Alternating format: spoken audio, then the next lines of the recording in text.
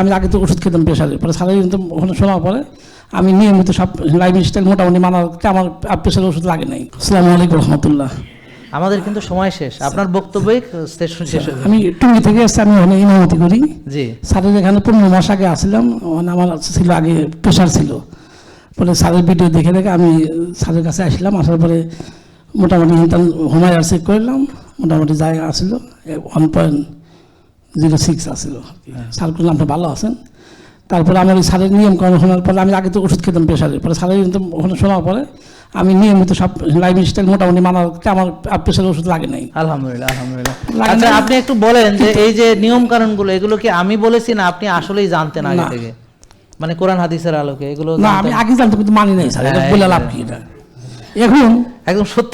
এখন স্যার আমি পুরো সুস্থ, কিন্তু স্যারের একটা কথা, একটা ভিডিও দেখতে স্যার বলছে যদি আপনি সুস্থ থাকেন, তখনই আমাকে স্যার বলছে আপনি তো হোমায়ার ঠিক আছে, সুস্থ আছেন, কিন্তু আপনি আসবেন তারপরেও 6 মাস কি 1 বছর পরে আপনি এসে ভিটামিন ডি আর এই হোমায়ার দেখে দেবেন।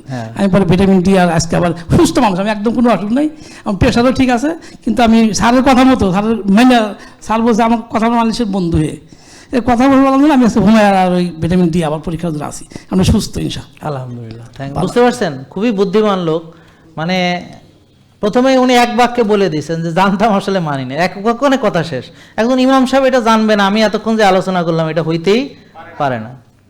তা আল্লাহ যেন এরকম ইমাম আমাদের প্রতি মহল্লা পাড়ায় সবখানে যদি দেয় ইনশাল্লাহ। এরকম ইমাম থাকলে ওই জাতি এমনি ভালো হয়ে যাবে ইনশাল্লাহ। এবং উনি কি চিন্তা করছে দেখছেন, মানে সুস্থ আছে, একদম সুস্থ, কিন্তু সুস্থ থাকলে এখানে কেউ আসবে না, বিলিভ মি। কিন্তু উনি আসছে কেন?